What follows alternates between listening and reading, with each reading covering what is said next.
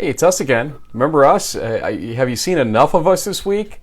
Well, get used to us because you're going to get another 4 hours of a Saturday, folks, on our D3 Blitzer show, which no longer stands for East Region on the ER, so we lowercased it now. It's D3 Blitzer just kind of as is.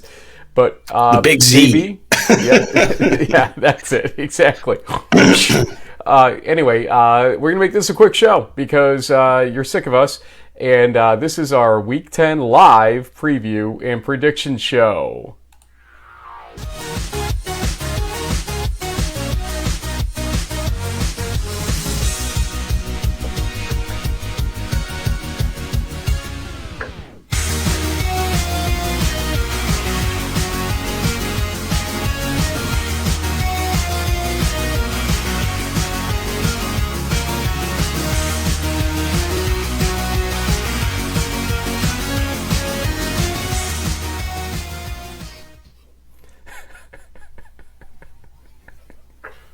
Dog loves the song. What can I say? This show has gone to the dogs. Pretty much. Oh my goodness. We're at week 10, man. We made it to week 10. Yeah, we've got another 6 to go after this, It's Tag Bowl. Yeah, sorry to break the news to you. We have a viewer question. 100 games every weekend. Yeah, we do actually, and still a ways to go, but much less games. It's gonna slowly ratchet down. And speaking of games, just remember, if you're eligible or want to be eligible for one of these postseason bowl games, get your bids in by Monday. If you're a outstanding student athlete with a great GPA, a great football track record of awards and honors, and you're doing some cool stuff in the community, put your name in for the Gallardi Trophy. Get yourself nominated. We're trying to get the word out. There's a lot of cool stuff out there. Good opportunities for sort of postseason stuff. If you're a SID, by the way, thank you SIDs. This is the SID recognition week. We could not do this show without all your guys' hard work, all the videos, all the box scores, the statistics, everything. If you're on campus today, give your SID a big high five and thank them from In the Huddle, because we definitely appreciate everything they do for all you guys and certainly for us. But Frank, to the question, it's something that we've. Sorry, you had something else? No. Or you just want to keep rolling? Okay, I'm rolling. I was like, yes, you're right. Yeah, have some coffee. Let's do this Get live. this guy some more coffee. Whoever made the decision to do this show live? I mean, who made this decision a long time ago? Okay, just go with the question. Question. Okay. Go. So someone brought this up. I think it might have been our friend Anton Cuff the other day about what about Del Val? I mean, we've talked about them week in and week out. They've been consistently, they're basically the last undefeated team in Region 1. Sorry to our friend Coach Ray and Williams, who's still hanging on there with an undefeated record in the NESCAC, but we know they're not going to the playoffs. That's just their deal. And when I think about, you've been talking a little bit about the results in the 2019 playoffs, Del Val actually advanced farther than Mount Union. They both played North Central. Both teams lost to North Central. The game for Mount was a little bit closer. But when it kind of comes down to seeding and rankings, someone, Anton was like, well, what about Del Val for a number 1 seed? They have an unbeaten record. They have a pretty strong strength of schedule. They made it to I think it was the Elite Eight last year, or the national quarterfinals. They went farther than Mount Union. They didn't go as far as St. John's, but kind of using that sort of metric. And we've seen in the past, a quote-unquote East Region team get a quote-unquote number 1 seed before. I mean, maybe Cortland could make the case if they beat Ithaca and Corsica. Anyway, it was an interesting question. Made me think, what about Del Val? Why not? Okay, well, let's play the game. Let's play who are your top 4 seeds, okay? And so first thing you're going to do is assume that North Central and Whitewater are going to be the top 2 per se. North Central gets it by way of beating Wheaton most likely, although the strength of schedule situation will improve for them after playing Wash U. They could use a boost in the 520 that they have currently. But let's assume North Central and Whitewater are your first two, and that Mary Hardin Baylor. Let's see how they're looking. Mary Hardin Baylor's strength of schedule is 474. So if there's a team that's going to be the odd man out scenario here, it very well could be Mary Hardin Baylor out of this grouping. Because remember, the performance in the previous year's playoffs question is a tiebreaker only if all other criteria are tied. Mary Hardin Baylor is an outlier right now. And so it is very possible that we could be looking at a situation where it's North Central, Whitewater, St. John's, and then the question becomes, what about Mount Union versus Del Val? And my answer to you would be that since Mount Union does have a significantly better strength of schedule at 560, at least for now, that they will not view it as a tiebreaker necessity with Del Val.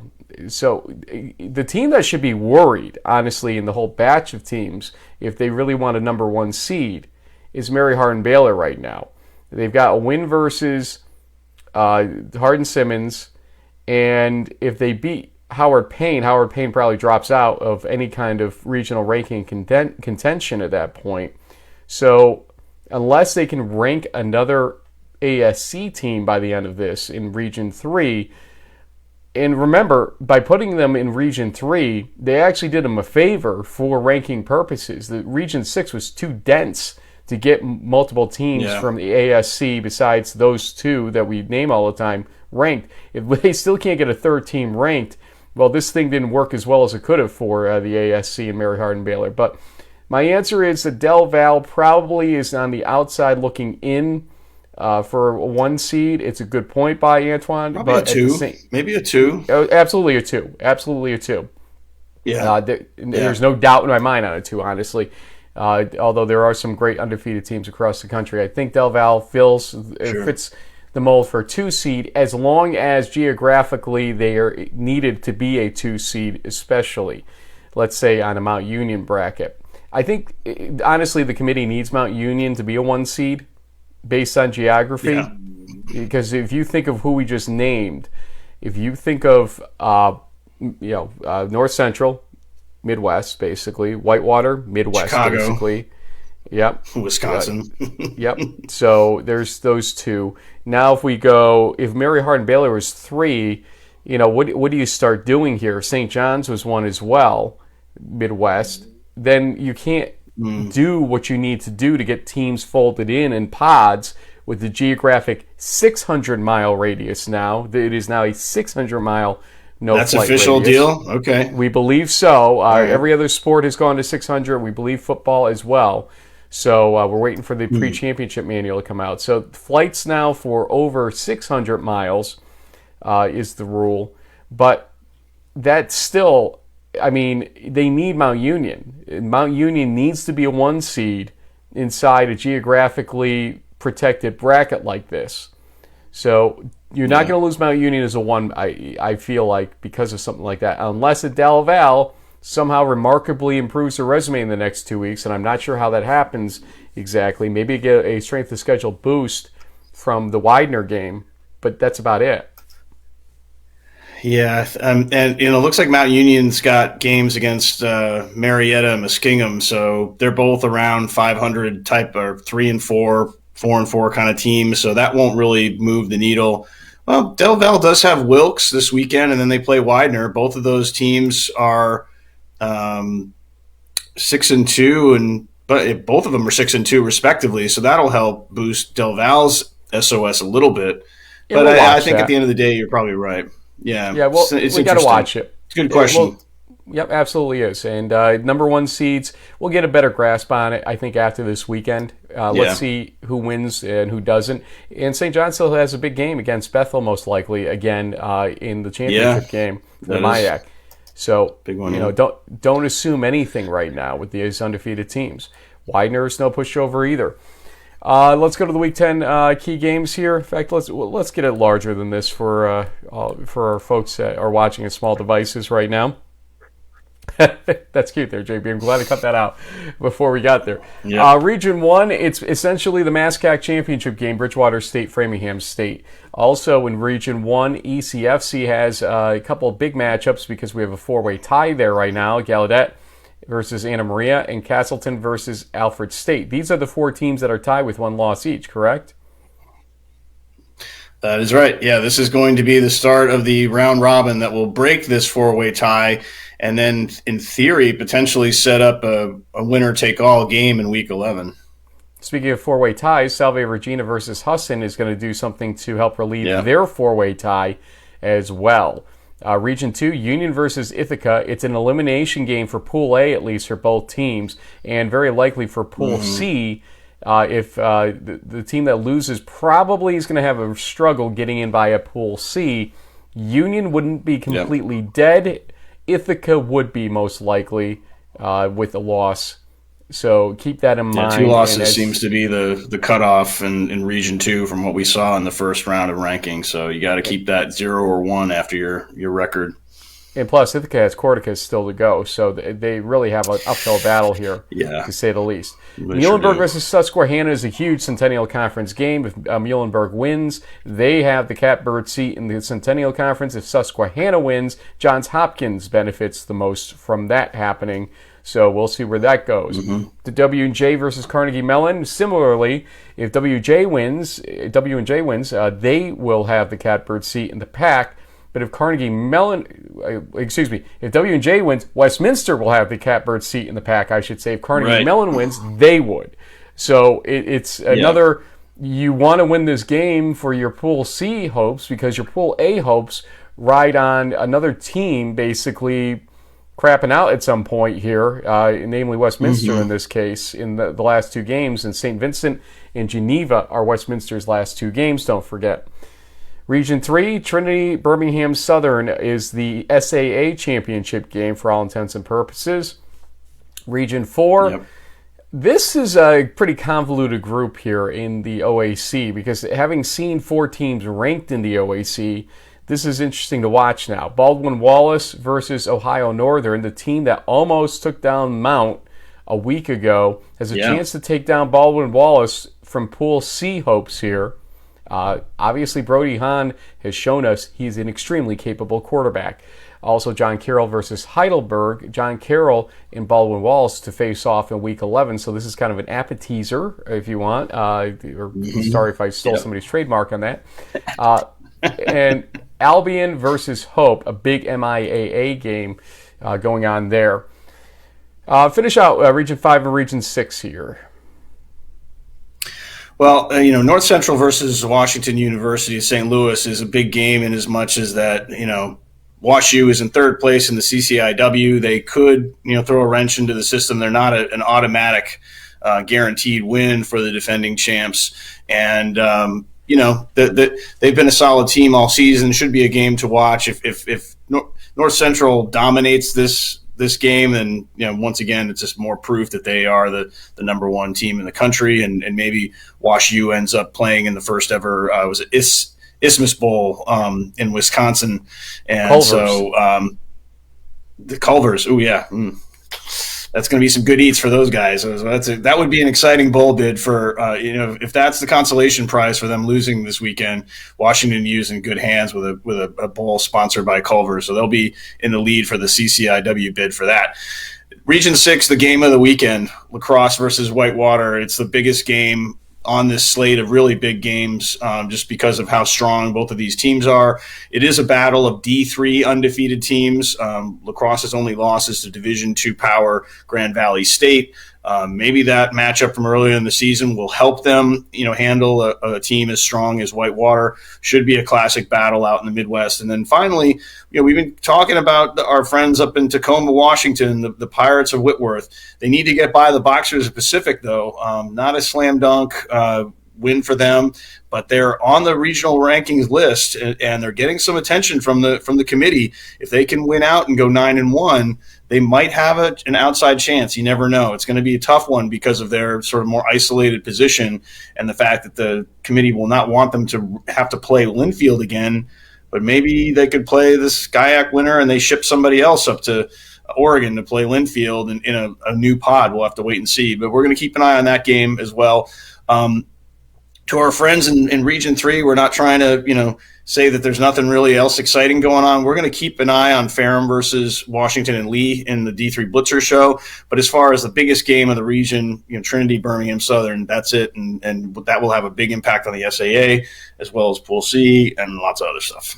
We'll go back to Region 6 for a second here. One thing I'll point out, and I pointed this out in Quick Hits as well, lacrosse having 2 games against non-D3 opponents, you really do want to brush your resume up here a little bit if you're lacrosse with a very dense one-loss scenario out there. So even if you lose this game, you want to play this game close against Whitewater to give the committee some extra reason to sort of ignore these out-of-conference games that you played, which they went 1-1 in ultimately. So lacrosse has a lot to still prove as far as the committee goes. A team playing only 8 games inside Division 3 is a little bit of a head-scratcher when you compare them against teams that play 10 games inside Division 3. So keep your eye on that question, ultimately. They're going to be needing to root for, Whitworth needs to be rooting for scenarios where the Liberty League basically plays themselves out of Pool C contention and the PAC plays themselves out of Pool C contention to start clearing the way. Also, they need to root for Ohio Northern this weekend to beat Baldwin Wallace and get the OAC out of contention for a Pool C bid. There's a lot of teams in front of Whitworth right now, and some of them will get picked, but the question is how quickly and will they get to the board in time to be picked. So Whitworth needs to start rooting for some upsets in other places in the nation, and they need to root for Carnegie Mellon, because Carnegie Mellon would become ranked with a win this week versus Washington and Jefferson. They need this regionally ranked win on their resume ultimately. So Whitworth has a lot of outside interest this weekend, and it's 6 a.m. out there right now, so they probably won't wake up to this, but we'll make sure they hear this. This is what you need to start rooting for, is carnage in other places in the country. Hardin-Simmons to drop one accidentally here would be another one, but they're looking pretty strong with Kyle Jones having some good throwing back there and some good poise for sure. So that's how things look right now. I never updated our slide with our numbers. What is our win-loss record in our picks coming into this weekend? Do you have that by you by any chance? Oh, I'm sure you've been waiting for this number for a while, because we've gotten, after my huge lead was blown up after last weekend, and you're 13-1 win here. Let's see here. Sorry, I'm knocking things over. I believe I'm 70-28, and you are 68-30. So we're both right around 70% on our picks so far. What's respectable? For both of us, it's respectable. I mean, you crapped out, but I mean, it is what it is. Hey! So if that's the case, there it is. In real time, we just updated that stuff. I never asked you for it earlier, and I should have. My bad. We got 14 games here. We're going to predict them. This could be interesting because there's some tough calls all along these. As I was inputting them earlier, I was like, you can't be serious. We're one of us could go below 500 this week. It is very possible if the tide turns an interesting way here, one of us goes below 500. So without further ado, you know how it works. You'll start. Music has started, and when the first game is on the screen, the clock will start. So good luck to you, sir. And here we go. First game, Region 1, Bridgewater State at Framingham State. At least I got a relatively quote-unquote easy one to start off here. So I like the Rams. I feel like they've been on a roll for a while. They look like the best team in the MASCAC. I think they clinch the conference this weekend. Bridgewater State will give them a good push, but in the end, I'd say Framingham State wins 35-21. Yeah, Dartmouth loss by Bridgewater State's a head-scratcher at home, no less. And so I think I do give the edge here the same way to Framingham State by the score of 35-20. Okay, up next, perhaps you'll just have to take my word for it for a second here. Oh, no, there it is. Gallaudet, excuse me, at Anna Maria. Amcats woke up with a hangover, that's for sure, after that loss to Castleton, and I think the bell may be ringing. Their bells may have gotten rung from Coach this week. Coach Maroney was probably ringing them all week long after that loss, so I think they're ready to go here. They've got a pretty good balanced offensive attack. I realized this when I was looking at last week's game against Castleton, so I like Anna Maria here by some decent numbers here. I think they're going to win this game 31-17.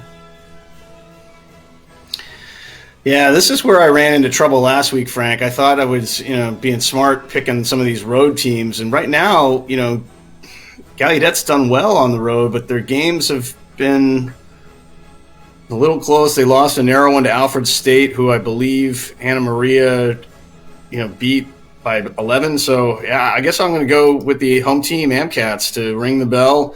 Close game, though. I think it's going to come down to a field goal. So I'll say Anna Maria wins at 31 to, well, I guess 28. If that's 3 points, yeah.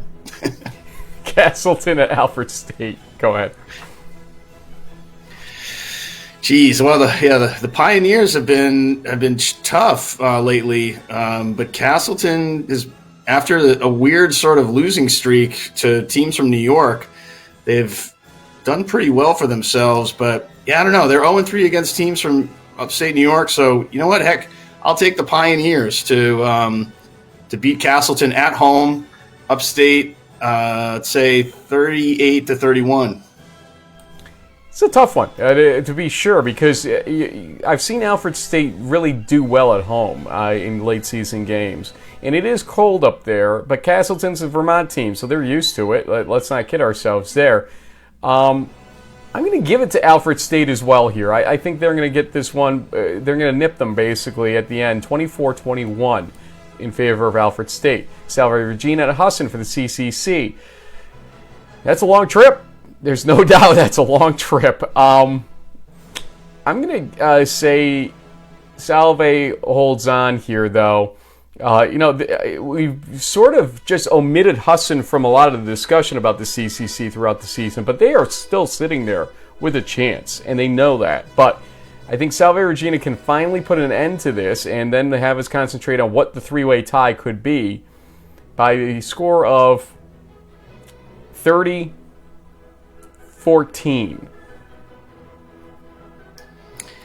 Yeah, it's interesting because Husson's two losses are to Mass, Dartmouth, and Endicott, each by a touchdown, but they barely beat Nichols last weekend. They smoked University of New England, which I think Salve, they had a similar result, but they beat Nichols by a wider margin. But I don't know. I feel like this is the Seahawks' year. I think they'll hang on. It'll be a close game, lower scoring. It's probably going to be snow up there, maybe, who knows. 24-21, Seahawks. Region 2, Union at Ithaca for the Liberty League Part 1. Oh, man. This is where it gets really tough because Ithaca but Butterfield is so hard to handle, but Union did it a couple years ago with a lot of the same players, Bellamy, Iribor, Ross. The Hobart offense, though, made that defensive secondary of Union look pretty rough, though. Oof. All right. Dutchman, 27-20 in overtime. Why not? I think the emotion from last week's game in that kind of surprising overtime scenario that played out at the Frank Bailey Field in Schenectady is going to hurt Union here. I think that Ithaca is going to be coming off that loss with a renewed awareness of what's on the line now. I think Union is going to be a little bit slow in getting out of the starting gate, enough that they're going to trip up early and not be able to come back in this game. I'm going to pick Ithaca in this game by a score of 28-24. You look surprised. Oh, hey, it's sometimes, the reverse psychology thing can work for you. Sometimes it doesn't. Muhlenberg at Susquehanna. You know what? The Mules just look good. There's no avoiding saying that. They've maybe not blown out opponents subsequent to that Johns Hopkins game as much as I would have hoped, but I still think they looked really good overall, and they've been looking to this game, I think, as part of their problem. And this game is finally here, and I think they win it by a final score of 30-24, thanks to Michael Nakowski's great arm. I think the Mules are going to win it thanks to defensive coordinator Corey David's game plan. He's going to figure out a way to limit the Riverhawks offense, and Mr. Nate Elite Statesman Milne will have something queued up on O to get the Mules back into the playoffs potentially.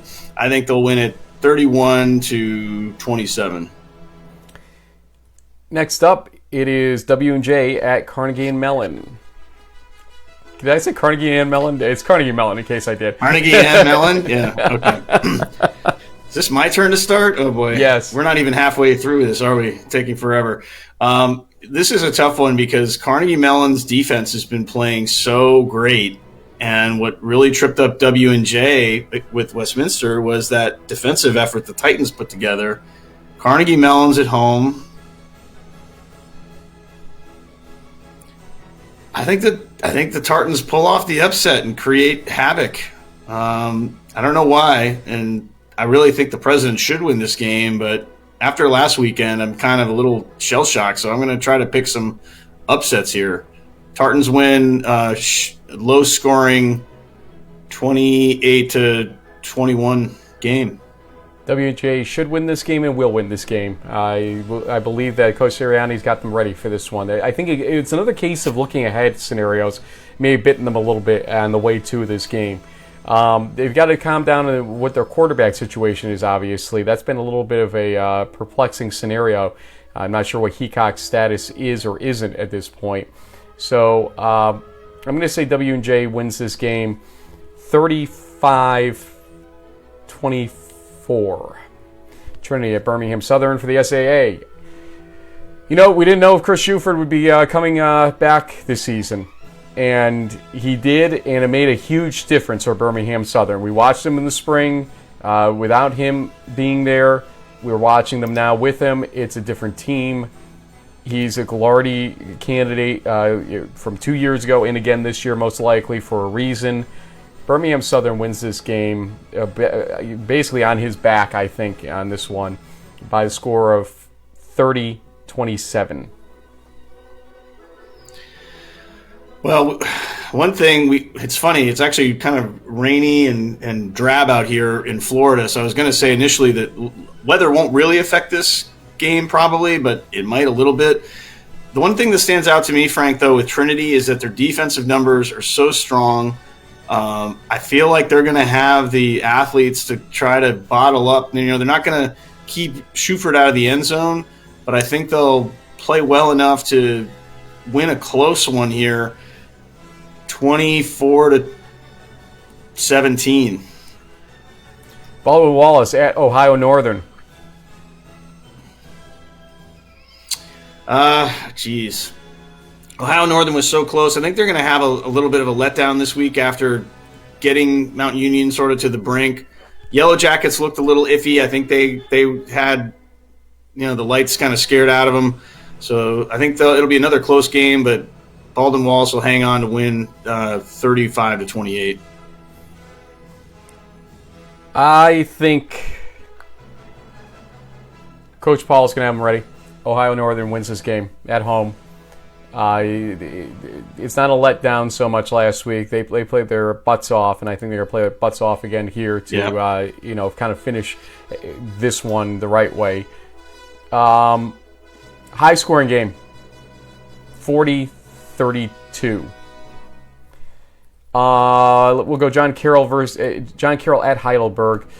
Boy, we've tooled on John Carroll all season long and in the preseason, and here's the chance for us to basically look really smart or really stupid at this point in the season. So I'm going to give the nudge here to John Carroll. I just think that they've looked overall slightly better than Heidelberg this season, and I think that they're hitting a small crescendo at this point after kind of tripping up in the early games. I think John Carroll's got a little bit of the edge here. Our clock's down that low. Wow. 24-20. Yep. Anyway, yeah, I'll go with the Blue Streaks also. I think it'll be probably like a 35-21 type of game. And so, yeah, Carroll's still keeping things alive in the Pool C area. Albion at Hope. Bonus coverage. Yes, sir. Home team, the Dutchmen have had Albion's number over the last 5 or 6 seasons. They always play close games, but so far the Flying Dutchmen haven't really lost many of those. So I'm going to stick with that track record. Hope wins 31-24. Albion, I rode you to the comeback last week on our stats here. I'm going to ride you further You did. here. The Brits just look really good. They look like they've learned from their mistakes this season. I'm not going to lie to you on that one. And I think they're going to win this game and create some problems, I think, right, in the MIAA if they do so. 32-17. I think they're actually going to ramp on this one a little bit. North Central at Wash U. While Wash U, we've tried to make this sound like an exciting game. It's going to be North Central all day. I'm sorry to tell you. 40-10. Yeah, I'll take the defending champs. I'd say 55-21. Lacrosse at Whitewater. Lacrosse has had some close calls. Whitewater's played in a couple of close games too, but I just think too much power from the Warhawks. They'll pound the rock, as they like to say, and they will win this game 38-28. It's going to be closer than that, but you're right about playing at Whitewater. It's always a daunting experience, and so I think Whitewater wins the game. 15,000 plus. Yeah, exactly. 27-24 as the final there. The last game is Pacific at Whitworth, and the Pirates have my vote of confidence on this one by far. They're going to win this game by double digits or double figures again, 44-20. Yep, my Week 9 offensive MVP, Jaden Pruitt's going to probably throw for 4 TDs. I like the Bucks, 35-20. And with the 2 minutes of bonus coverage, which technically we deserve when we go to 14 games. I don't know how we did it last week exactly without that, but we got through. And we have some different picks. Through the second half of those, I noticed we started deviating quite a bit. And then at the very end, we did not, for obvious reasons. But this should be interesting. And again, for those of you that don't understand what the Blitzer is, let's explain it to the best we can. I think NFL Red Zone comes to Division III football. We've picked out about 20-ish games that could have some influence on Pool A and Pool C, and we're going to basically go from game to game to the degree we can. The ones that are closest, obviously the ones we sit on for longer, but we'll try to touch them all and give you some view of those games. Week 10 is generally more exciting than Week 11 in this respect, because the universe of exciting games in Week 11, you kind of know who they are, and you know what everybody's playing for, and so it shrinks down to about 7 or 8 games that are must-wins, it seems like, every year in Week 11. In Week 10, all hell is still breaking loose throughout this country in Division III. So started in that's Week why 9. we do it. Yep. So that's why we do this in Week 10. When we don't have a game that we feel like we need to attend, we have a lot of games we feel like we need to attend this week, and that's when we do something like this.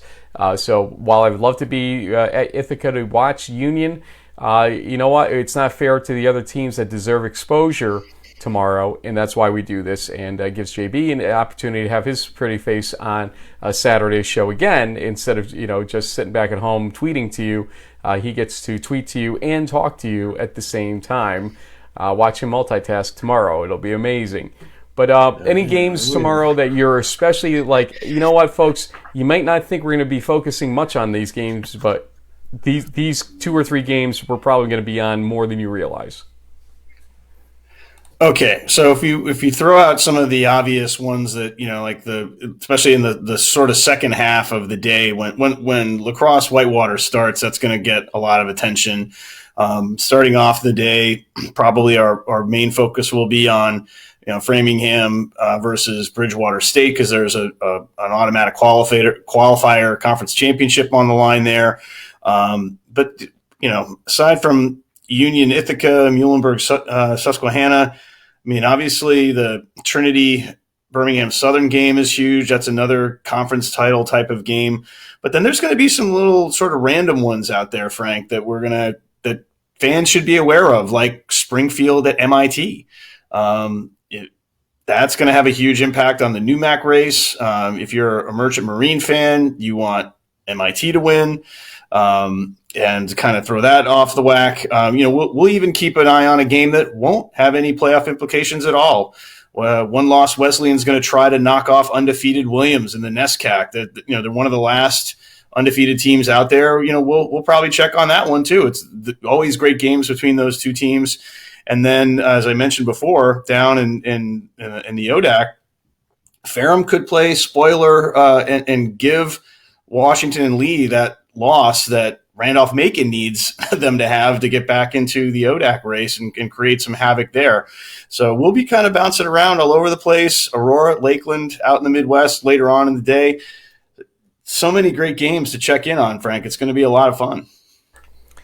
We said it'd be a quick show. It's 36 minutes in the timer right now, so we need to get off the air here and go live our lives for a few minutes. This has been an incredible last 6 days, to say the least. It's going on 7 days now, starting with the Union, starting with RPI, going to see the families over there at the Ithaca RPI game, then over to Union and the excitement from the Hobart game there, and then the shows we've had this week. Oh, look at you, switching hats here.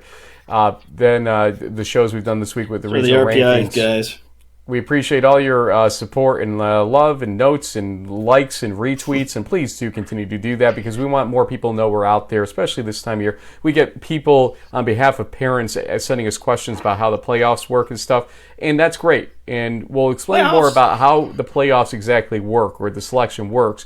And we do have a note out to the NCAA to get Dewey Nats, the national chair of the selection committee, on the show on Selection Sunday to explain anything we see that's a little bit weird from the brackets and how they arrived at their decisions.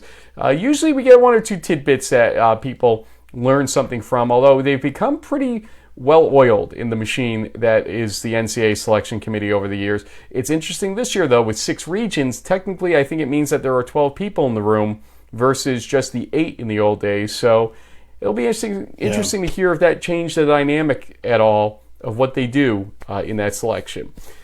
Thanks for joining us, folks. We will see you tomorrow on the Blitzer Show, and stay tuned for a lot of fun action. This is going to get a little bit crazy this weekend.